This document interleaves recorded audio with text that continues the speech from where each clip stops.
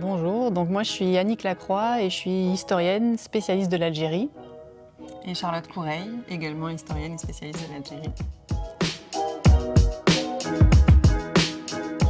Donc l'année prochaine, la nouvelle thématique au programme du concours, c'est s'engager en Algérie à la période coloniale et pendant la guerre d'indépendance, donc entre 1830 et 1962. Et l'idée, c'est que ces engagements-là, ils soient traités sur l'ensemble de la période ou sur une petite période, que ça puisse permettre de traiter de la période coloniale avant la guerre, mais aussi pendant la guerre d'indépendance algérienne. Et dans toutes les populations présentes en Algérie à cette période-là, que ce soit les Algériens, les Français en Algérie. La présentation plus détaillée de la thématique sera accessible en ligne à la veille de l'été, fin juin, début juillet 2025.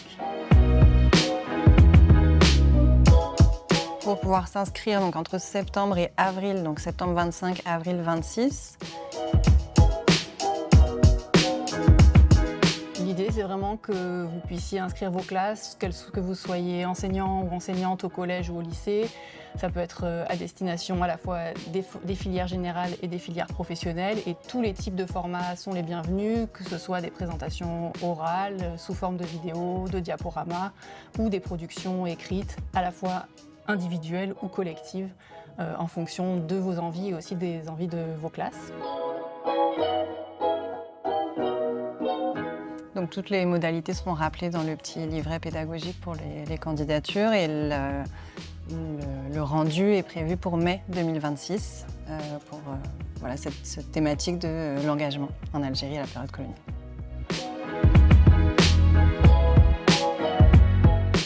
Pour nous, en tant qu'historienne, enfin en tout cas pour moi en tant qu'historienne de l'Algérie à la période coloniale, c'est vraiment intéressant de voir comment les élèves s'approprient les contenus des programmes scolaires sur la colonisation et la décolonisation à la fois au collège et au lycée. Et je trouve que c'est à la fois très touchant de voir des projets de classe collectifs qui prennent forme et aussi de voir parfois des démarches individuelles de recherche de sources ou de témoignages dans les familles des élèves qui sont souvent particulièrement touchants. Et oui, je crois que c'est important aussi pour pouvoir s'approprier toute cette démarche-là en fait, de travail documentaire, que ce soit dans les familles ou même dans les ouvrages, dans les livres sur Internet. Ça permet aussi pour les élèves de se faire leur propre idée, d'essayer de comprendre par eux-mêmes davantage que le travail des manuels ou du travail en classe. Et donc il y a un aspect vraiment d'engagement, pour le coup, des élèves dans ces thématiques-là. Et ça permet aussi de travailler sur ces questions qui pendant longtemps ont été tues et qui me semblent vraiment importantes de continuer à travailler avec la jeune génération.